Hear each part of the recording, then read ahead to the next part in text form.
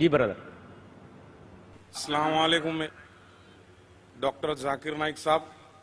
میرا نام نیلیش آمبور ہے, میں اورنگ آباد سے آیا ہوں. میرا سوال یہ ہے سر آپ سے, آپ جب کسی ہندو گیتا یا وید کا حوالہ دے کر اگر آپ کچھ بولتے ہیں یا قرآن سے وہ ملتا ہے تو کیا اس کے اوپر ہم عمل کر سکتے ہیں؟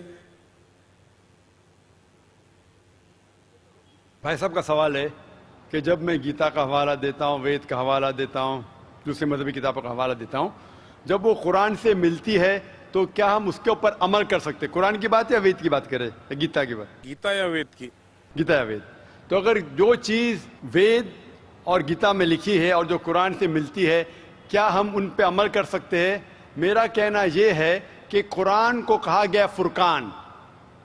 فرقان مطلب وہ چیز جو سچ اور جھوٹ کے بیچ میں جو ڈفرنس ہے اس کو پہچانتی ہے. فرقان یعنی فرق, حق اور باطل کے درمیان جو فرق ہے اس کو پہچانتی ہے قرآن. جس طریقے سے میں نے کہا کہ کئی پیغمبر آ چکے محمد صلی اللہ علیہ وسلم کے پہلے, اسی طریقے سے قرآن میں لکھا ہے سورہ رعد میں سورہ نمبر 13 آیت نمبر 38 میں کہ ہم نے ہر دور میں ایک کتاب نازل کی ہے. نام سے صرف 4 کتابوں کا ذکر ہے, توراہ, زبور, انجیل اور فرقان, قرآن. لیکن اس آیت کے مطابق کئی کتابیں نازل کی گئی ہے, ان کا نام سے ذکر نہیں قرآن مجید میں. لیکن جتنی بھی کتابیں قرآن مجید کے پہلے آئے وہ صرف ایک امت کے لیے تھی, ایک گروہ کے لیے تھی, اور وہ سارا پیغام محدود تھا ایک وقت کے لیے. اسی لیے اللہ سبحانہ و تعالیٰ نے, خدا نے یہ ساری کتابوں کو محفوظ رکھنے کے لیے صحیح نہیں سمجھا, کیونکہ یہ محدود تھی اس وقت کے لیے. اسی لیے یہ جتنی کتاب پہلے نازل ہوئی وہ محفوظ نہیں ہے, نہ اس کی ضرورت ہے. لیکن کیونکہ قرآن مجید آخری کلام ہے اللہ سبحانہ و تعالیٰ کا, اسی لیے اللہ سبحانہ و تعالیٰ خود کہتے ہیں سورہ ہجر میں سورہ نمبر 15 آیت نمبر 9 میں کہ ہم نے اس قرآن مجید کو نازل کیا ہے اور ہم اس کی حفاظت کریں گے. تو جتنے پہلے کتابیں آئے ان کے اندر ملاوٹ ہو چکی ہے. جس طریقے سے اللہ تعالیٰ فرماتے قرآن مجید نے سورہ بقرہ میں سورہ نمبر 2 آیت نمبر 79 میں فَوَيْلٌ لِّلَّذِينَ يَكْتُبُونَ الْكِتَابَ بِأَيْدِيهِمْ ثُمَّ يَقُولُونَ هَٰذَا مِنْ عِندِ اللَّهِ لِيَشْتَرُوا بِهِ ثَمَنًا قَلِيلًا فَوَيْلٌ لَّهُم مِّمَّا كَتَبَتْ أَيْدِيهِمْ وَوَيْلٌ لَّهُم مِّمَّا يَكْسِبُونَ. لعنت ہے ان لوگوں پہ جو لوگ کتاب اپنے ہاتھ سے لکھتے ہیں اور کہتے ہیں یہ خدا کی طرف سے ہے. لعنت ہے ان لوگوں پہ جو کماتے ہیں, لعنت ہے ان لوگوں پہ جو لکھتے ہیں. تو اس سے یہ ظاہر ہوتا ہے کہ جتنے پہلے کتابیں آئے ان میں ملاوٹ ہو چکی ہے. یہ قرآن آخری کلام ہے اور کوئی بھی چاہے تو اس کو تبدیل کر ہی نہیں سکتا.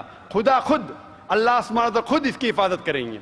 اسی لیے آج جب میں مطالعہ کرتا ہوں قرآن اور دیگر مذہبی کتابوں کا, اگر یہ میچ ہوتا ہے, اگر یکساں ہے, جو چیز قرآن اور بھگوت گیتا میں یکساں ہے, مجھے کوئی بھی گلا شکوہ نہیں ہے ماننے کے لیے کہ یہ پورشن, یہ شلوک خدا کی طرف سے ہے.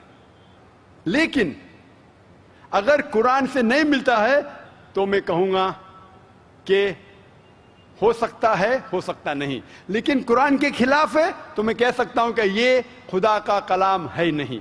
اسی لیے جو کلام قرآن سے ملتا ہے, چاہے وہ شلوک ہو یا منترا ہو, وید کا ہو, اپنشد کا ہو یا گیتا کا ہو, یا چاہے دھما پٹ کا ہو, اوستا کا ہو, دساتیر کا ہو, چاہے اولڈ ٹیسٹمنٹ کا ہو, نیو ٹیسٹمنٹ کا ہو, جو بھی چیز قرآن سے ملتی ہے, ہم مسلمانوں کو کوئی گلا شکوہ نہیں ماننے کے لیے کہ یہ بھاگ خدا کی طرف سے ہے. اسی لیے میں یکسانیت کے بارے میں ذکر کرتا ہوں.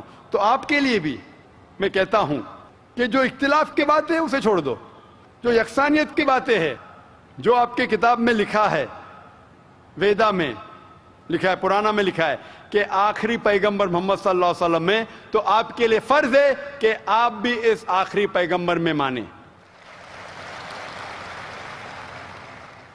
تو آپ آخری پیغمبر میں مانتے, آپ کی وید میں مانتے ہو, مانتے ہیں, آپ پرانا میں مانتے ہیں, ہو مانتے. تو میرے تقریر میں نے اتنے بار کہا اور اتنے حوالے دیا کہ آپ کی مذہبی کتابوں میں لکھا ہے کہ محمد صلی اللہ علیہ وسلم انتم رشی ہے. آپ کل کی پرانا پڑھیں گے تو ان کے والد کا نام لکھا ہے وشنو یاس عبداللہ، ان کے والدہ کا نام لکھا ہے سمتی آمینہ. وہ کہاں پیدا ہوئیں گے؟ سنبالا میں، مکہ میں. وہ چیف آف سنبالا میں، قریش کے خاندان میں. ساری چیزیں میں نے کہا. تو اب آپ مانتے ہیں کہ آخری پیغمبر محمد صلی اللہ علیہ وسلم ہے؟ ہو مانتے ہیں نا. ماشاء اللہ.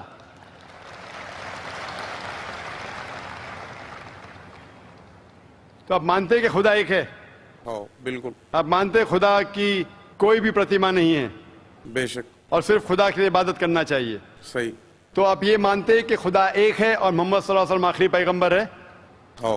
تو جو شخص اس بات کو مانتا ہے کہ خدا ایک ہے اور محمد صلی اللہ علیہ وسلم اس کے آخری پیغمبر ہے تو اسے ہم کہتے ہیں عربی میں مسلم.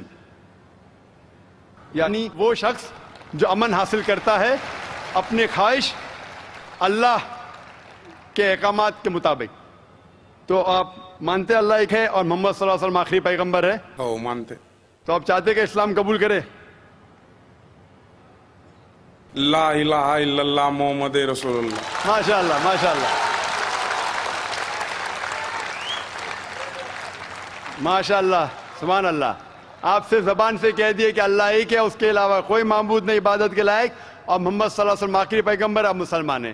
جس طریقے سے آپ نے سوال کیا مجھے شک ہو رہا تھا کہ ماشاء اللہ آپ مومن ہیں، اور میں دعا کرتا ہوں اللہ سبحانہ تعالیٰ سے کہ آپ کو انشاءاللہ اس دنیا اور آخرت میں سفلتا دے.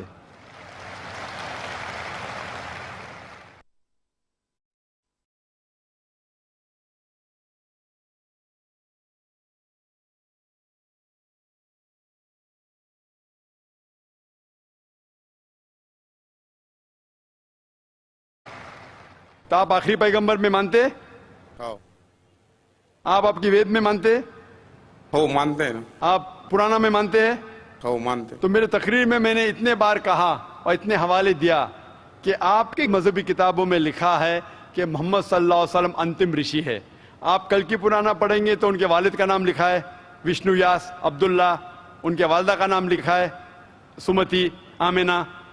وہ کہاں پیدا ہوئیں گے؟ سنبالا میں، مکہ میں. وہ چیف آف سنبالا میں، قریش کے خاندان میں. ساری چیزیں میں نے کہا. تو اب آپ مانتے ہیں کہ آخری پیغمبر محمد صلی اللہ علیہ وسلم ہے؟ ہو مانتے ہیں نا. ماشاء اللہ.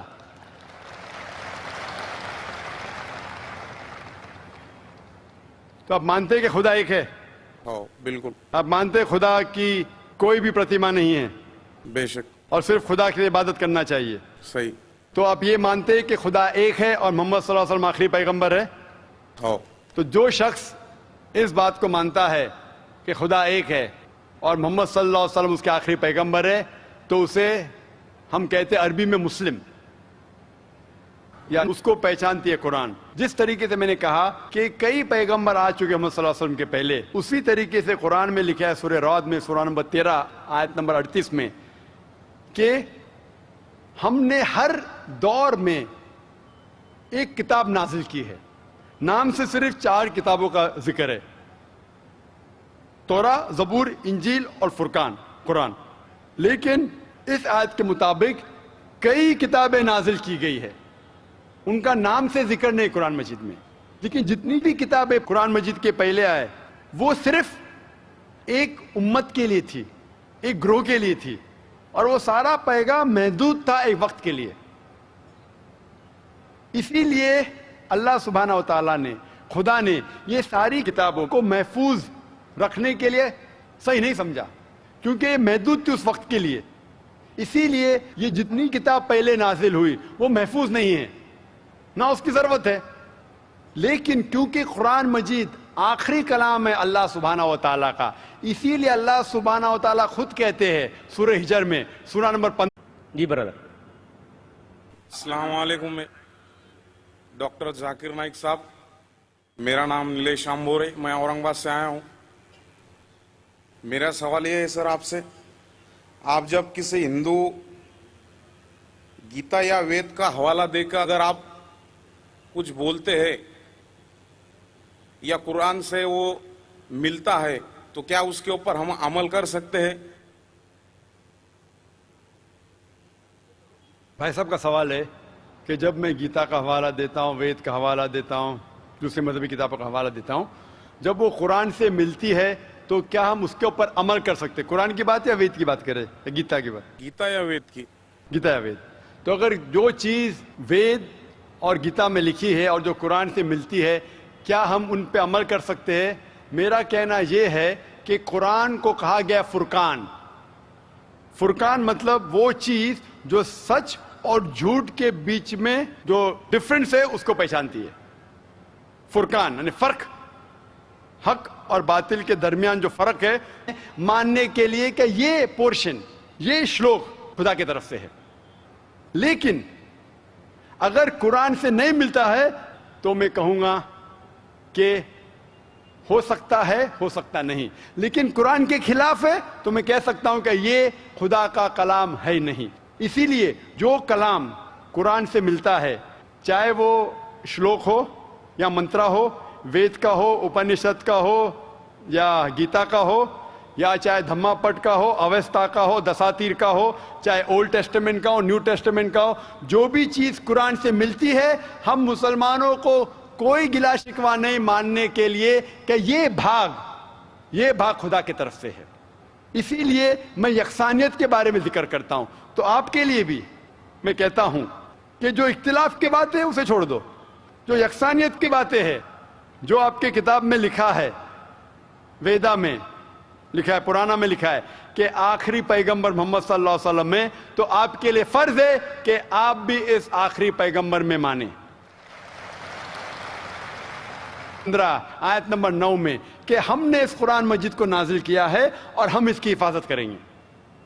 تو جتنے پہلے کتابیں آئے ان کے اندر ملاوٹ ہو چکی ہے.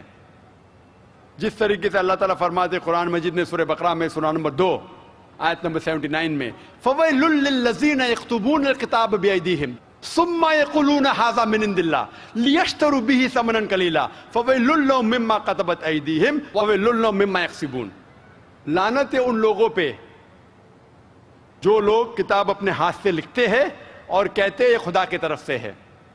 لعنت ہے ان لوگوں پہ جو کماتے ہیں، لعنت ہے ان لوگوں پہ جو لکھتے ہیں. تو اس سے یہ ظاہر ہوتا ہے کہ جتنے پہلے کتابیں آئے ان میں ملاوٹ ہو چکی ہے. یہ قرآن آخری کلام ہے اور کوئی بھی چاہے تو اس کو تبدیل کر ہی نہیں سکتا.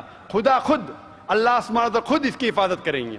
اسی لیے آج جب میں مطالعہ کرتا ہوں قرآن اور دیگر مذہبی کتابوں کا، اگر یہ میچ ہوتا ہے، اگر یکساں ہے، جو چیز قرآن اور بھگوت گیتا میں یکساں ہے، مجھے کوئی بھی گلا شکوہ نہیں ہے